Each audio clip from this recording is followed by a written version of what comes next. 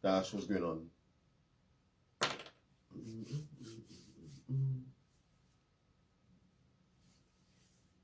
Welcome, Sparkle. How you going?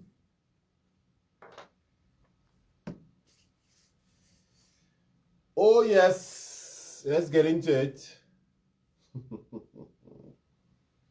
That's good to hear, Tash. Boom. That's what we're talking about, Sparkle. All right. So tonight's conversation is: are you ready for love? And I guess some people would be able to identify that the name would have came from one of those reality shows I've seen recently, Ready for Love. So I almost always can't wait for a new season to come out because it's so hilarious. Just looking at grown folks, I'm talking about people in their 40s who have been doing something for years, it didn't work, and came onto a show. Yes, we know that there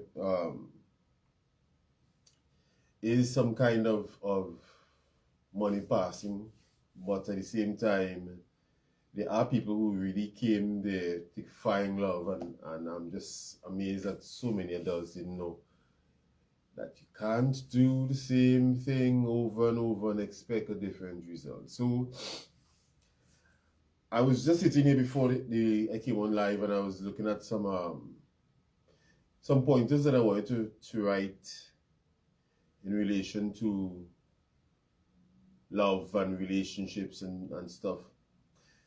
And as I'm talking now, I realize that there is one main thing I did not write, and I'm going to put it in. So we have 12 items, 12 things that I think people need to look at when they're looking at relationships and looking at someone being ready for a relationship with them. And I think I said it in one of my lives previously. I remember entering a relationship some years ago, and I asked a person, an ex of mine, who are you? And she found that to be hilarious, and we are no longer together today. And so the point I'm making is, if someone does not understand who they are, because everybody has a dark side. Everyone does have a good side and a bad side. And if you don't know who you really are and understand what makes you tick and how you respond or don't respond or communicate, it means that you shouldn't be in a relationship. This is what has happened with many scenarios where people have been killed on both sides of the table, both genders. People are in prison right now because they did not know that they had the propensity to kill or to trip. And so there are many millions of people that are dead today because of emotions of people tripping. For that split second, having temporary insanity. And so one of the things that the first point I'm going to put as an overarching point is from birth to death. If you don't really know who you are as an individual, what makes you tick, what's your why, what gets you going, what gets you up, what makes you tired, how you respond, what makes you shut down from communication, how do you best demonstrate love, emotions, etc. If you don't know who you are, those things about you, then throughout life, you should really and truly should not be in a relationship because you are not ready for love. And the thing is, if you go and you look at most people in relationships throughout history, even friends and maybe even some of you, if you go up to an individual and ask them, what is your name? And then follow that question by who are you? You'll see how their eyes move because they have never really thought about that question. How do I answer? Who am I? You know, I know my name, but who am I really and truly? Most people really don't know. And some people only find out how fragile they are. Like when COVID has hit, we only know some people actually are having a serious issue with just doing nothing. Just being home, because some people tend to be preoccupied with doing things that is going to cause a distraction from who they really are, or from spending time with themselves enough. So most people really don't know who they are. If you strip phones and laptops and electricity and wealth from some people, they will die because um, they cannot survive. What do you love, Sparkle? They cannot survive without, So it's really key.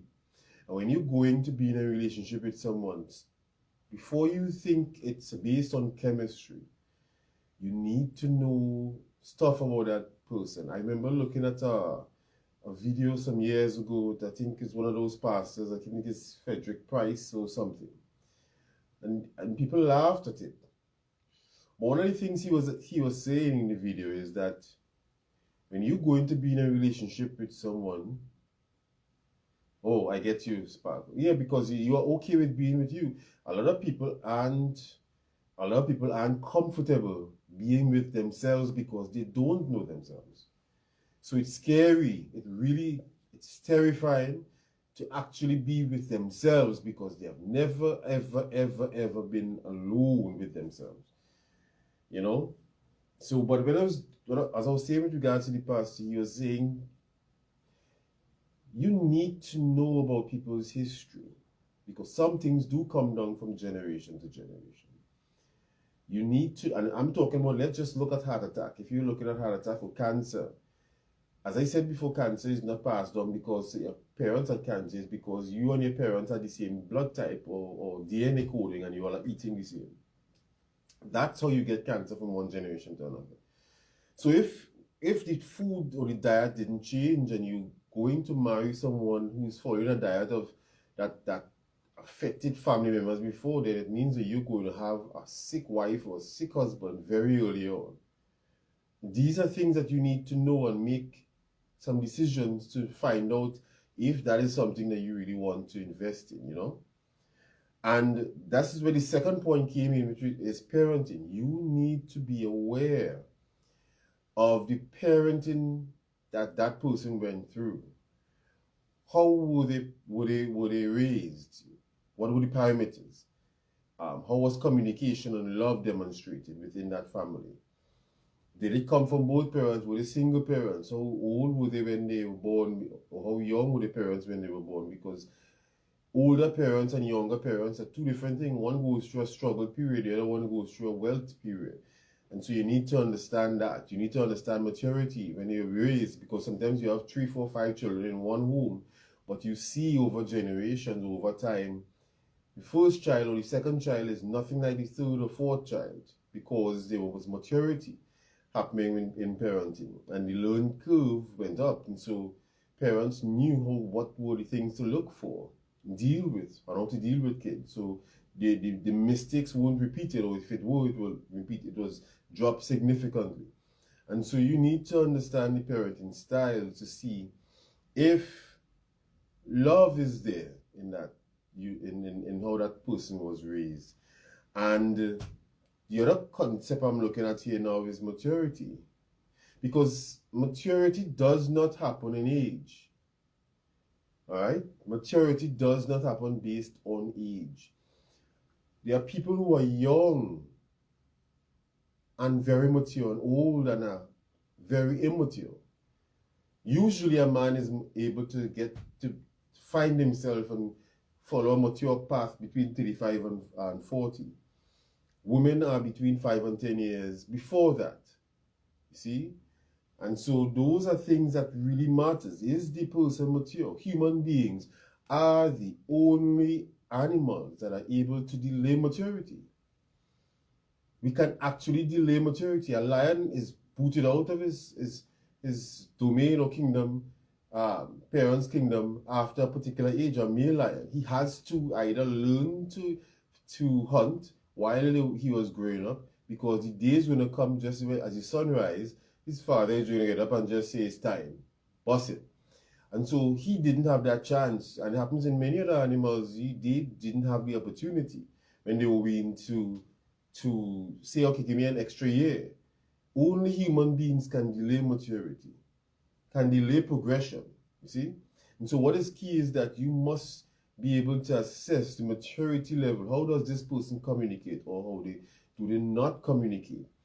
This is how you are able to identify if you or the other person is actually ready for love or to be loved.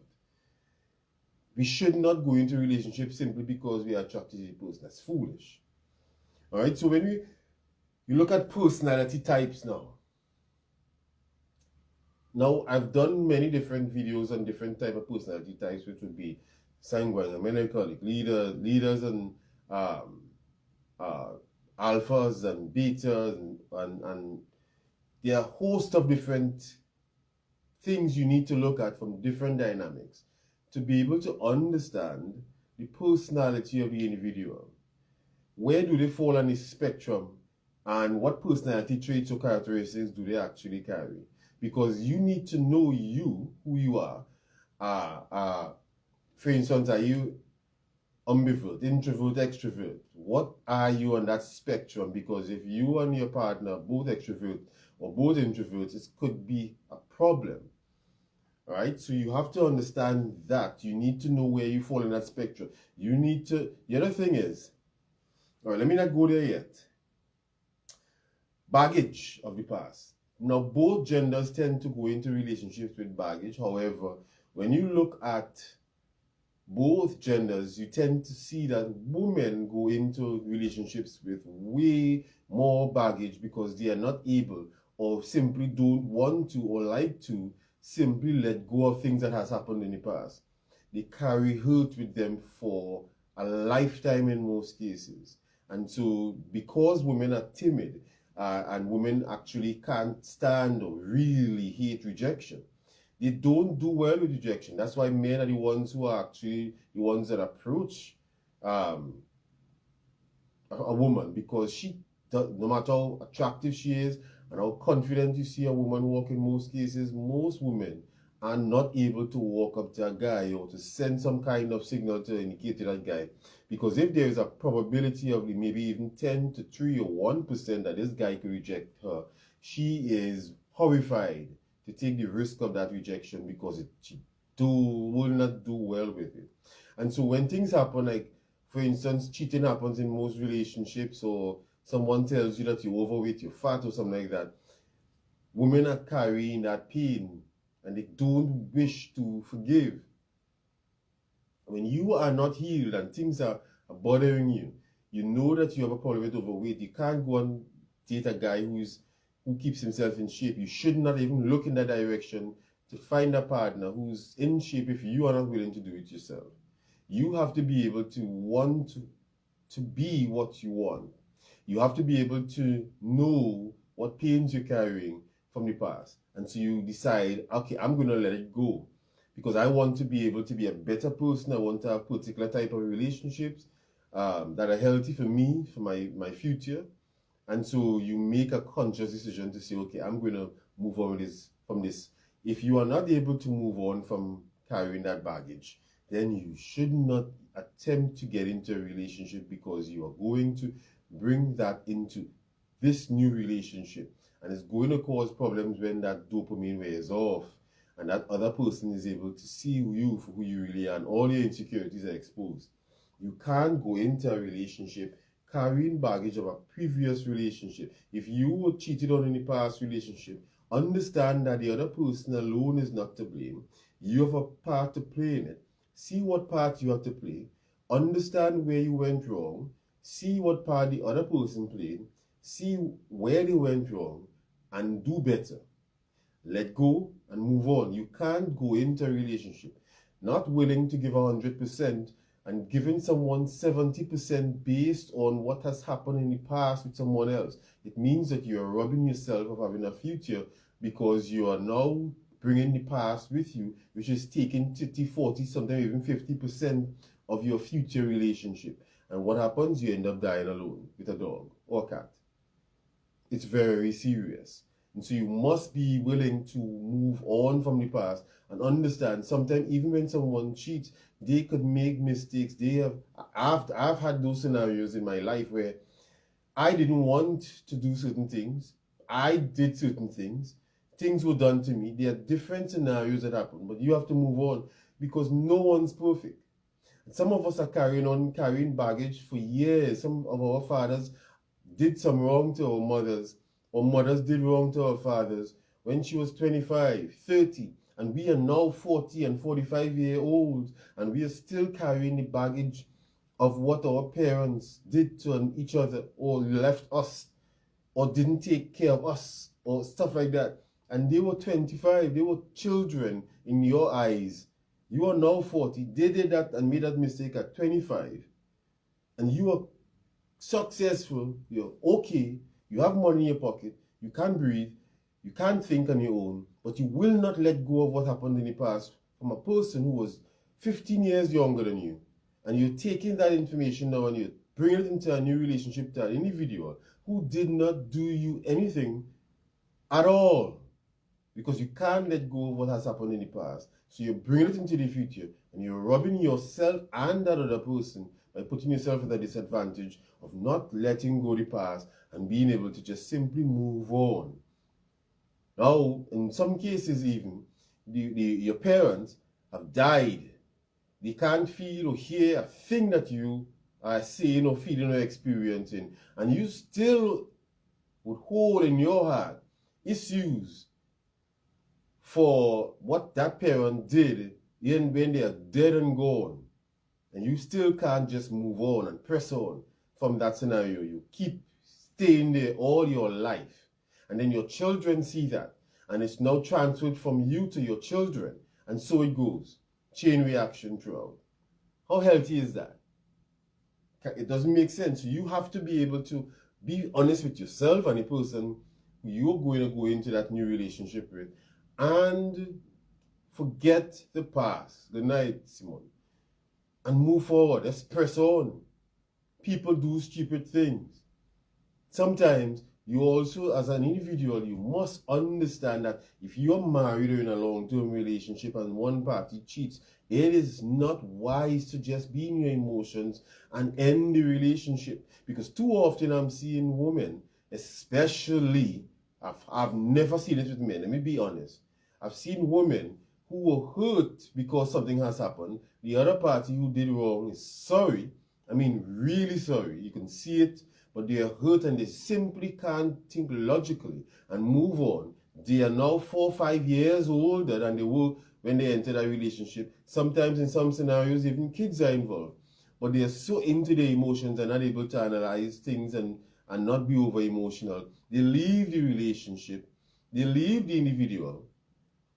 And those women tend to never get back into a relationship, tend to never really be truly happy. And what makes it even worse is you find 3, 4, 5, 6 men would now pass through those women on a short-term basis because they're not going to stay. And so now you give up your relationship. You have had 4 or 5 other men pass through and had relationships with you sexually since then. And the other party that you didn't want to forgive is now married to someone else with a new family, and you are still single, and now your value is continuously depreciating simply because you couldn't forgive and move on. How foolish is that? So, you have to be able to let go, have to of the past. And the other thing I want us to look at in regards to analyzing if you're ready for love is fear. Because fear of loneliness, fear tends to be something that grips people, especially women, because I'm telling you this, relationships are about women. Men are about purpose and vision. Okay? So men do not bring into relationships half the things that women would bring into a relationship. It's just how it is.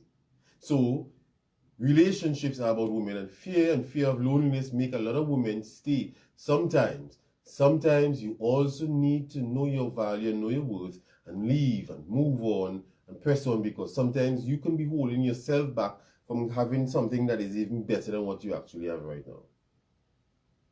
So you have to be able to push on through fear. Fear is going to be something that's going to be most people's eyesight is going to be in most people's minds, is going to be within most people from many different angles, and you have to be able to see fear. And it's not about getting over it, it's about seeing it for what it is and still being able to make that decision to push through, knowing your value. And that even if you have to stand alone, because sometimes in some situations you have to leave because it can cost you your life, but it must be a decision that is made based on wisdom and knowledge and information. It can't be emotions. That's the difference between what I'm saying now and what I'm saying, what I said before.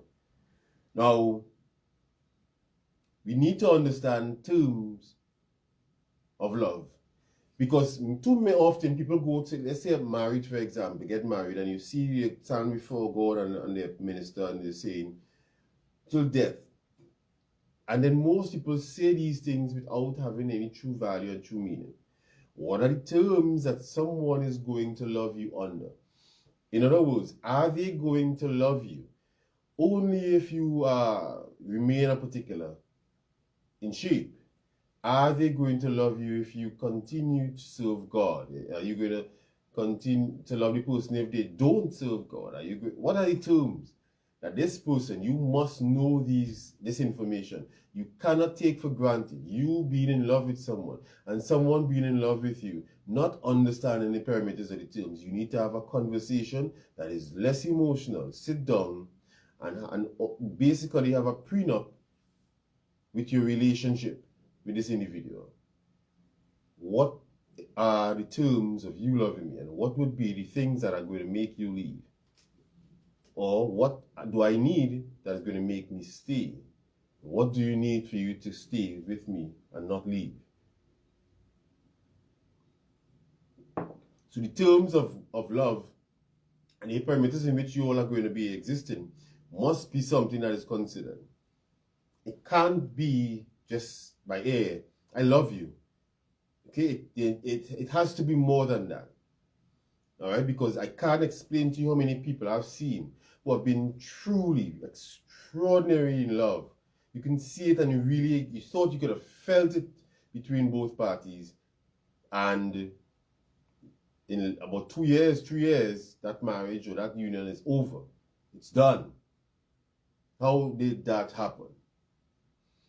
You also need to understand about on each other's love bank, because that really matters. When people say that they grow apart, it's not that they actually grow apart. It simply is that they have not made deposits. They have just continuously made withdrawals from each other's love account. So for instance, if I like to dance and you like to play pool, and I was taking you to these things before we get married, which tends to happen in a lot of marriages. And we got married and we realized, well, I have the person already, so I don't need to do this, so he doesn't need to do it anymore. And what tends to happen is I find an alternative to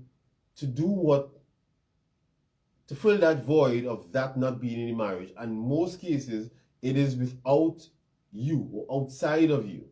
So I would bring in some other male or female friends that is going to fill a void to sort of compensate for the lack of what we used to do with go dancing or play pool. And so now instead of playing pool with my wife or going to the movies, I'm now having a beer or two or some drinks with the guys. And she's somewhere else. And so what tends to happen is less and less quality time is being spent between both parties. A couple needs to spend approximately 15 hours of quality time per week to have an amazing love relationship between themselves both. It's the same amount of time estimated that parents need to spend with their children for there to be a bond between them. All right? And in most cases, outside of that, when they talks about communication, both with children and adults, each day, we need to ensure that we give someone 15 minutes to 30 minutes of total undivided attention. These are things that put and maintain love in the love bank, because people are realizing that this person is making an investment, which is the most precious investment that they can make is time. So what tends to happen is that the person doesn't feel like if they're being taken for granted. They understand that the person is busy, and simply they are able to accept that this is time that this person has put aside for me, and so that feeling of being special tends to always be, the bank account always tends to be replenished when withdrawals are actually being made. All right. Now, if someone is to be with you, one of the things that must be asked is, because if I have a daughter, right, well, my son is a different case. You know, my son is going to be legit. But if I have a daughter and a guy comes to her and say, I love you, my daughter is to ask this guy, what do you mean? And there's a high probability that he's not going to be able to tell her the definition of love that is her father being me that was going to give her. But he must say something from that quote to be able to be true. Otherwise, I'm telling her, go and buy a dog. It's going to serve you better to stay alone. I'm going to tell this information to my daughter. If a man, as I said before and I'm saying again, love is wanting the best for someone, whether or not you're with them, expecting nothing in return. Okay? That is the definition that I have looked at definitions from a ton of people. And I've been able to pull pieces out of about 7 or 8 definitions that was saying similar, it's almost the same thing, from people who are respected and really knows their stuff, including from scripture that is verified. It is wanting the best for someone, whether or not you're with them. That is why there are people who can end relationships and leave and move on and press on, and they don't want to be in a relationship with that person, but they can actually love that person more than the person that they're actually with. And many times you can be with a person and that person calls you and you get up from your bed, whatever hour in the morning, and you leave and go to that person. And it's painful for the person that you're with sometimes, but if they're mature, they'll be able to understand that you're not going to be with that person. You actually love that person and you just want the best for them. Sometimes you can even go with your spouse to the location where the issue is and deal with the issue. You know, these are things that are very serious. You can't fight love. And anytime you see someone says I love you and then over the time after that they say that I hate you, that person never loves you, because when you actually love someone, there is nothing you can do to unlove that person. You can literally dislike that person heavily, dislike that person, but love them still. So it's not about having to be with the person, but it's about understanding that when you open that void, your mind, that person is etched in your spirit, as they are bonded with you. Your brain will never allow you to forget that person. This is what happens when you see relationships end and women tend to, let's say a guy did one wrong thing and 7 good things. You see that most times, and this is research, guys. Anything I'm saying that you don't believe, that you don't think you experience or have seen as a woman, I can direct you where it's actually researched and was said in which book it was said, in multiple books sometimes. And it's a fact. Women tend to hold on to the things that are negative when a breakup happens over the positive. So if there's 100 to 1 or 10 to 1, that 1 is now larger than the 99 things that the person did good. And the reason women do this is because it's a coping mechanism. It's a coping mechanism because they're emotionally driven. And so if their brain allows them to objectively analyze the individual, in 9 times out of 10, they're going to always go back to the individual, because overall, this guy is better than he is worst. So to avoid that assessment, they tend to analyze it from a negative standpoint only, and so their brain disconnects. They make a lot disconnects from the stem, and so they are only operating on one aspect: dislike, okay, anger. All right. So you must know what love is. It's wanting the best for someone whether or not you're with them. And if someone you're with is not able to give you some context that is going to fall in alignment with wanting the best for someone, or wanting the other person to have everything or something down that line, it means that that person has no clue what they're talking about. You could literally almost laugh at them when they're telling you that they love you, because they don't love you. They think they do. The other thing I want us to ensure is that we are not mistaken love and lust. What tends to happen, for example, if a man is with a woman for over a year, 2, 3, 4, 5, 6 years, and you see they get married still, what happens in most cases, unless that guy is really young, what tends to happen to that guy once he's over 30, a fair assessment to say is, he has grown to be able to tolerate you. So he has looked at over a period of time the things that he can live with and the things he can't live without. And he's making an assessment, because men are logical, and we'll say, all right, she not that bad. She put on weight, but she put on only 5 pounds a year. So that means by the time she's about 50, she'll put on like about 50 pounds. So, okay, cool. She's cost a lot, but she still believes in God. And so we make assessments to see if the person is worth the marriage.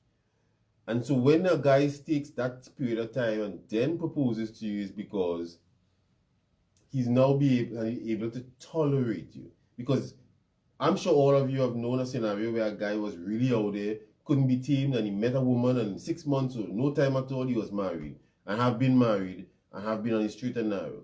So these are the things that actually happen when we meet someone who is fully in sync with who we are, that's really compatible with us, that fills the voids that we need, that we can strengthen each other and go forward.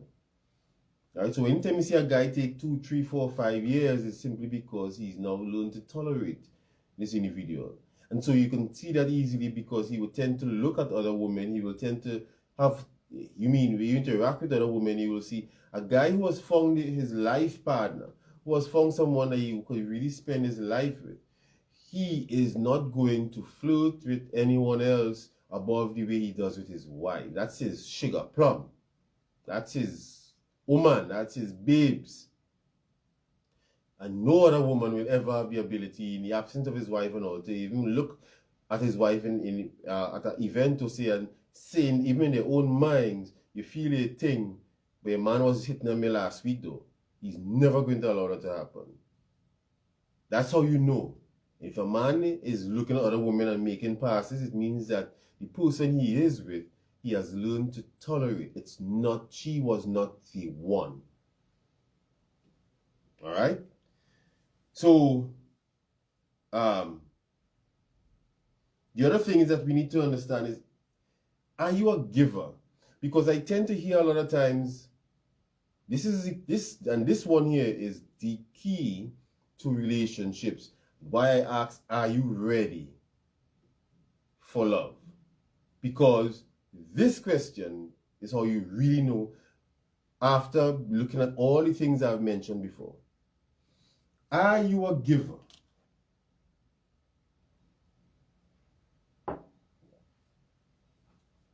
What do I mean by that is, okay, I'll come back to that sparkle. What do I mean by that is, are you a giver? When you love someone, I've heard people say, I've heard women say this. I've never heard a man say that if she ain't acting so and so, I'm not going to be a husband. I've heard women say, I'm only going to submit if. I'm only going to be a true wife to him if. In other words, what tends to happen, and I'm not saying that in this case that men have not said that. What I'm saying is I've heard it a lot more from females. And the reason women tend to be so much involved in relationships and what is said in relationships, because relationships are about women, not men. When you're talking about purpose and life and cars and success, you'll see men are the ones who talk in that domain. And sports and those kind of things.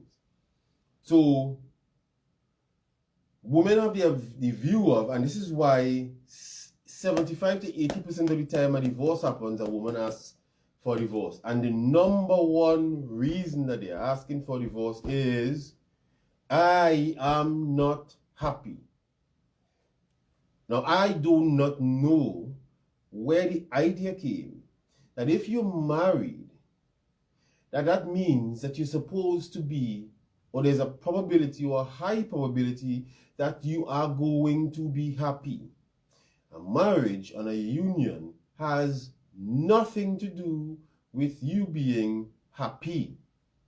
If you have a happy marriage, then you have a bonus, you did well, great job.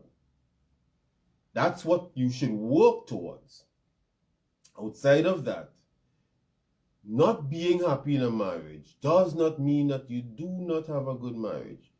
In other words, if a marriage does not have an argument in it, those two people are not growing and not helping each other. You must have disagreement in life, business, and marriages to be able to evolve, grow respect, and move from one dimension to another.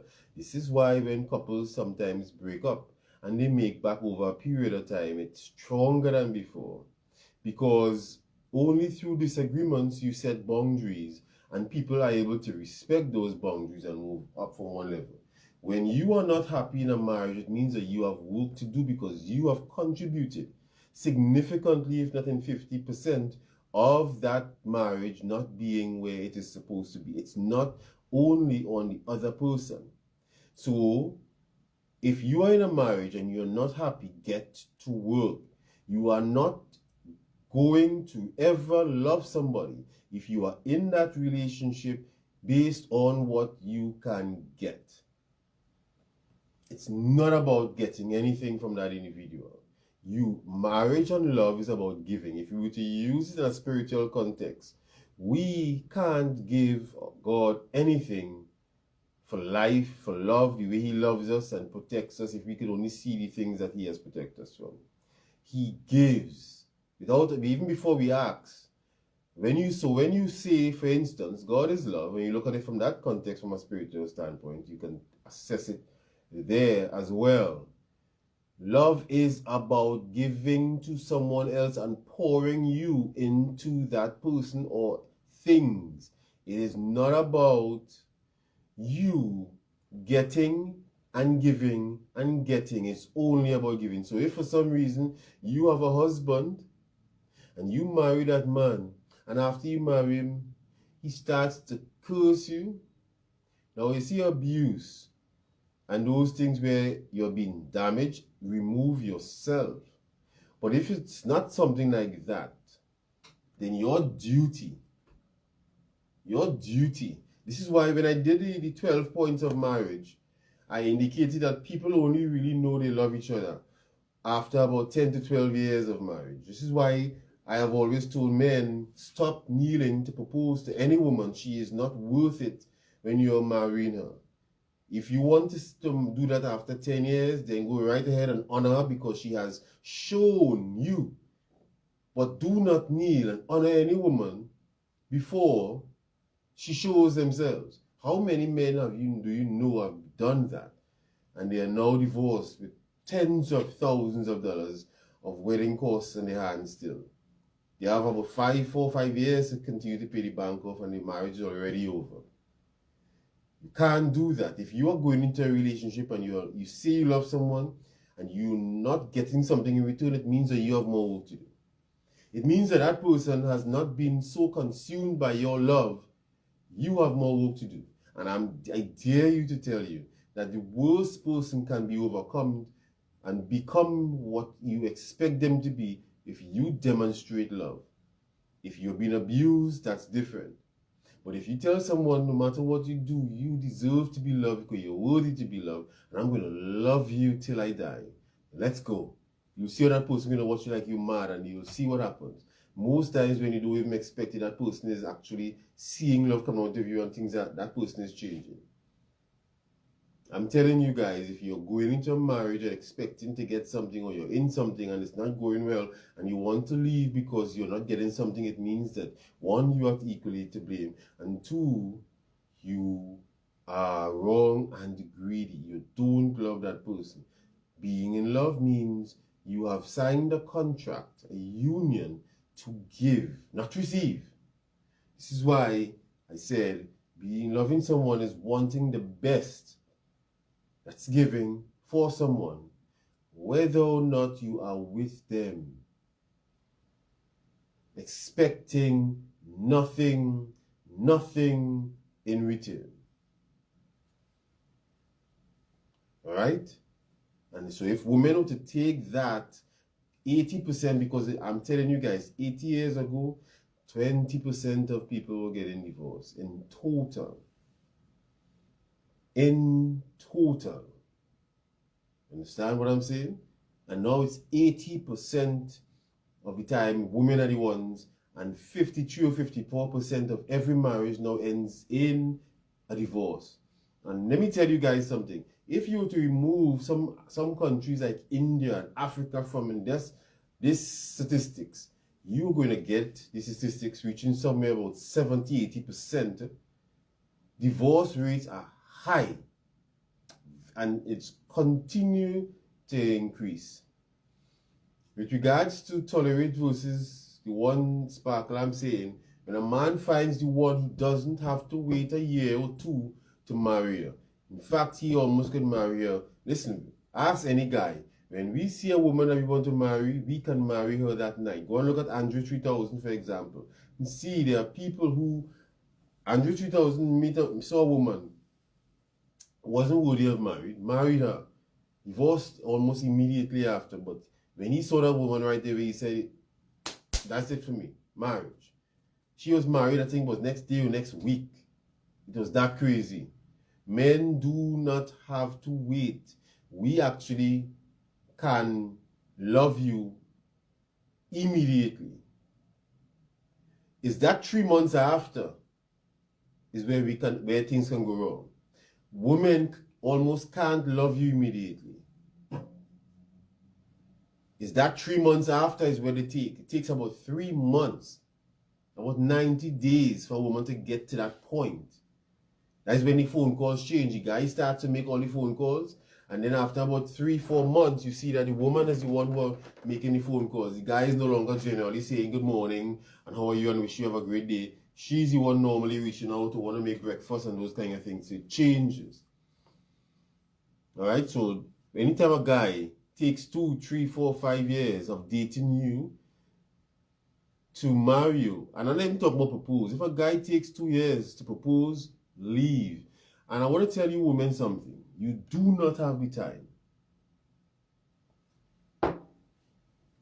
You simply don't have the time to spend I shouldn't say one, let's say 2, 3, or 4 years waiting on a guy to propose. If 2 years pass and that guy doesn't know that he wants you to be married as his wife, please pack up your bundles and leave. Because it means, therefore, that guy is searching to see if something better comes along. Otherwise, he would marry you. We, as men, are very logical. And if nothing better comes along over a period of time, especially if a child or two comes into the play, we tend to say, oh, well, all right. But if you were the one, you see when women say, no matter what you do, no matter how pretty a woman is and stuff, she will still get cheated on? No. If a man meets the one, the woman that he sees and wants to get married to in 3 to 6 months, he doesn't cheat on her. Guys, I'm telling you, he doesn't cheat on her. I remember my days of being a super player. And I remember at least one person I met, and those other women did not exist. Just simply did not exist. That was it. I was seeing only one person. I wanted to be around one person. Sure, Simone. Hold 1 second.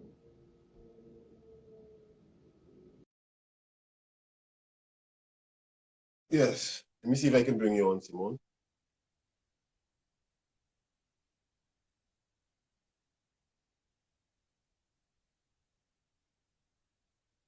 trying to get you on.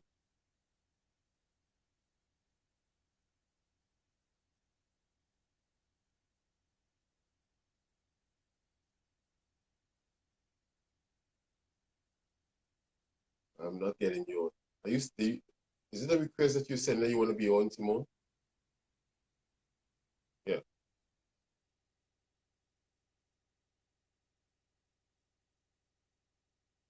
Yeah, that's right. Don't have that time. Pack friend. 2 years, then leave. That's it. You don't have that time to waste. And guarantee and listen, I would even tell you, if when you decide to leave, he decides to marry you, then still leave. Okay, Simon. Yes, still leave. By the way, Simon, there's nothing to fear for coming on live if you have something to say. Okay? You can come on and give your point of view live. All right? So can you as well, Spark. So as I was saying, even if 2 years pass and when you give him that ultimatum, because men don't do well without it. So we either reject it totally or we act on it. If you have to give a man an ultimatum of 2 years, leave. Even though he wants to marry you, then no, thank you. Leave. If that guy is to be your husband and he is supposed to marry you after you leave, you would know. You would know if that guy is the one, even though, because some men need that little jolt. Sometimes it happens based on how they were brought up, parenting again, where in which order they were in children, two, second, third, fourth, or last. Those things are some things that contribute to a husband or a man's inability to act.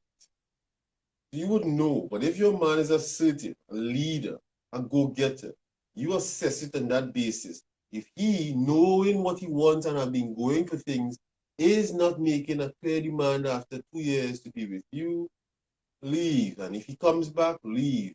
Because he would have assessed you and that whole marriage very clearly. And even if that man has engaged you in 2 years, he has at the very maximum 1 year before he makes your woman a wife. 1 year after he's engaged to you. Do not go on for 2 more years or 3 more years. Especially do not give him a child while he's not married to you. Do not do it. All right? These are things that are causing women pain. Okay? And serious issues. All right? So do not do something like make the right decision. Understand how men think and stop assessing men the way you assess yourself. Men are the opposite. Okay? So Sparkle, I hope you got it. I hope you understand the difference between tolerate versus being the one. Guys, you can DM me if you need any further explanation. Let me know what you want to hear me talk about next. I'm going to do a session for women only. I was actually going to do it for Sunday coming, but I'm going to do it for the end of April. There are only going to be 10 spots available. And we're going to do this in Zoom, and we're going to really and truly ventilate all the issues that women would have had and find out why are they still single, what is the best alternative, the best thing that they are able to do, get them to move from that point. So if any of you are that are on right now are interested, you let me know early in your DM. I'll send to you and give you the date, time, price, and you'll be able to get the link. It is at a cost. So only 10 spots are going to be available. I'm going to do it quarterly for women and quarterly for men, because I think it's needed for both genders to actually have some real in-depth. And I'm talking about 2-3 hours of raw conversations where we're facing each other. We're talking about stuff that we need to unlearn and relearn. All right? So bye for now. Like, share, comment, subscribe. I'm going to post this video up on Instagram now, and I'll send it on other social media pages within 24 hours after editing. Okay? So bye for now. Talk soon.